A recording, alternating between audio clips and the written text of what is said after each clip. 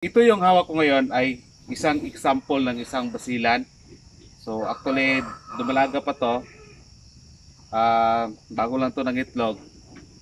Pero ang pag-select ng isang inahin na manok na gawin nating breeder, una ay yung makita natin sila, sinusubaybayan natin sila na sisi pa lang ay hindi sila magkaroon po ng anumang mga sakit.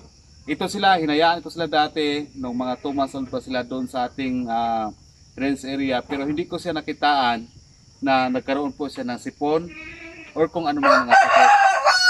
Kaya minsan ay pinipilit ko siya na hindi ko talaga siya ibibinta dahil ang purpose ko ay gawin ko siya na breeder. Yan, oh. Una ay yung pipili tayo dapat makintab yung balahibo. Tulad niyan. Balahibo talagang makintab ang balahibo. Tapos yung mga parents kasi dito, yung kanina ay malakas din siya mangitlog. At nung nabili ko dati yung mga parents nito, simula sisi pa lang, mga 3 months old ata yan, na hindi na sisi, mga 3 months old pa lang, ay hindi ko sila nakitaan din ng mga sakit. At nung umitlog na sila, ayun, ang dami nilang itlog na umabot po ng 15, 18. Suppose may basilan, 12 to 10 lang talaga yan. Pero umabot po siya ng 15, 18. Kaya doon sa inahin na yon ay nag one-on-one yung aking breeding para makuha ko yung kanyang mga sisiyo. Kaya ito na po yung resulta. So hoping na magmana sa kanya yung yung malakas mangitlog. Sa resistensya nitong klase na basilan na ito ay wala akong masabi kasi sisi pa lang sila. Hinayaan ko sila sa ulan at init ay hindi naman sila nakasakit itong mga basilan. So ito ay malaki ito siya, umabot ito ng mga 2.5 kilos. Okay? Yan. Meron akong example ng isang mga 5 months old siguro na sampin na supposed to be ay gusto ko siyang gawin na breeder. Kaso okay naman siya, wala siyang problema, malakas ang kanyang resistensya, pero kaso ang problema lang sa kanya ay bansot siya. Kumaga sa lahat ng mga kapatid niya, siya lang yung pinakamaliit. So yung gagawin natin dyan, hindi rin siya pwede natin siyang gawing breeder siya. So sayang, malakas yung kanyang resistensya. Pero yung iba doon na kanyang mga kapatid niya, okay naman yung mga size nila. Hindi bansot, hindi din sakitin, kaya yun na yung pipiliin natin na gawin po nating breeder. Yeah. Ito mga 6 to sila lahat, yung ating mga basilan. Maganda ang color, di ba? Yan, oh. Malapad. Dito din, oh, yung kanyang balakang, oh.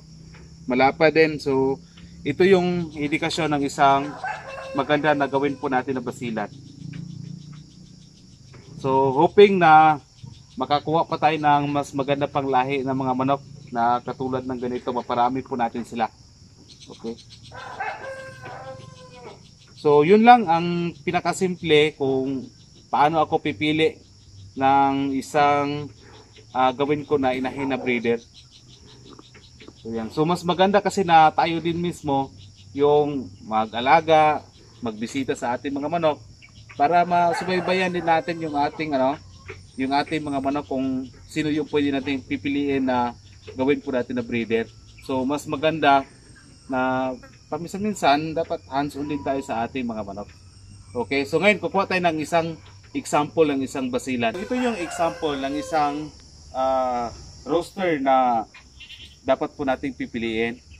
So number 1, yung malapad, yung kanyang likuran, yung broad chest, oh. Tapos, pipiliin din natin yung isang rooster na maganda yung kanyang tilaok. So, bakit maganda yung, pipiliin natin yung maganda yung tilaok ng isang rooster? Dahil yan ay nagpapakita ng isang dominance o kaya confident ng isang rooster. So, dapat din yung kanyang mata ay parang stricto, hindi yung parang mahina. So, kaya pipili tayo ng isang gawin natin na roster yung bansot. Huwag yun kasi pwede magmana doon sa kanya mga sisiw. Okay? So yun, same pa rin sa ating inahing manok na pipili tayo ng isang rooster na dapat yung sisi pa lang ay hindi pabalik-balik yung kanyang mga sakit. Hindi siya basta-basta magkasakit para hindi magmana doon sa kanyang mga sisiw. Kasi alam nyo, napakagastos kung pipili tayo ng isang rooster na hindi naman maganda. Rooster na bansot, rooster na madaling magkasakit. Kasi nga doon tayo magagastosan sa pagpainom ng kanilang mga gamot, mga antibiotic.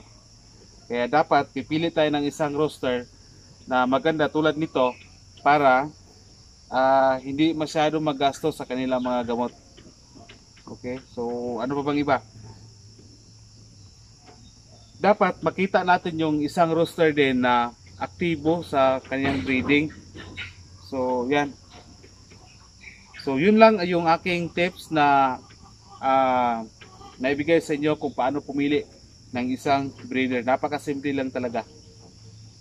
So ngayon, ipapakita ko sa inyo kung ano po yung mga result nitong ating mga pinipili na mga sa ating breeding. Okay. So ito na po yung result sa ating breeding.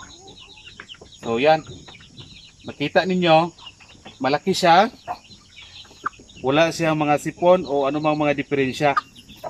Maganda ang kanyang forma. Ayan. Pero hindi na lang natin palakarin kasi nga baka hindi pa natin mahuli. So yan ang resulta ng ating basilan. Yung pinakita ko sa inyo na example, ito na po yung result. So simula sisiw pa lang, hindi ito siya nagkasipon o kung ano namang sakit sa ating mga sisiw. Okay, ngayon ito malapit na sila sobra na ata ito sila sa 45 days old. Yan malaki din siya. So ito yung maganda na gawin po natin na future din po na breeder natin. Hindi siya bansot at malakas ang kanyang resistensya. Mabilis siyang lumaki. So ganito dapat. Sino ba yung gusto nito? Available to kung sino po yung gusto bumili nito. Pero kung wala, gawin ko na lang itong breeder to. Siguro magamit ko ito sila by January siguro, pwede na to. So yan. Okay. So yan din po ang isa sa ating mga Shamu Asil na rooster dito. So kung makita nyo, yan malapad, malaki, at saka yung mata niya yan matulis, aktibo sa breeding to. Kahit maglagay pa ako dito ng mga 50 na inahin dito, so halos makikita natin siya na aktibo sa pagbreed ng mga inahin ng mga manok. Okay. So yan dapat yung pipiliin po natin na isang tandang. Okay. Meron pa naman ako doon na sampin at saka yun nga yung kanina sa basilan. So, yan. Ito ang isa sa inahin nung isa natin na basilan na anong tawag dyan, malakas mangitlog at nakitaan natin yan yung isa, nakitaan natin siya na yung kanyang resistensya malakas at saka ang dami po niyang itlog. Kasi may isang there was one time na i-1-on-1 ko sila sa breeding yan at saka yung sa basilan umabot po ng 15 to 18 yung kanyang itlog. Kaya dito ako kukuha ng lahi ng ating mga basilan para magmana doon sa kanyang mga sisiw. Yan po, umabot ng 18, 15. Mostly sa basilan 10 to 12 lang talaga yan.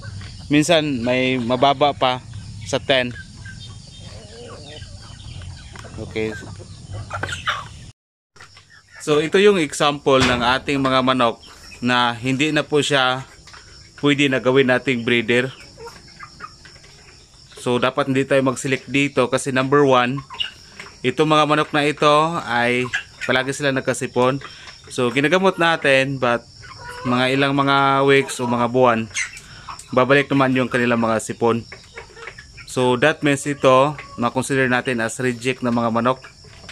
Hindi na to pwede ibenta sa gusto mag-alaga. Ito ay ginagawa na lang talaga siya for meat para sa per kilo ng mga manok. So ang dami po dito, di ba?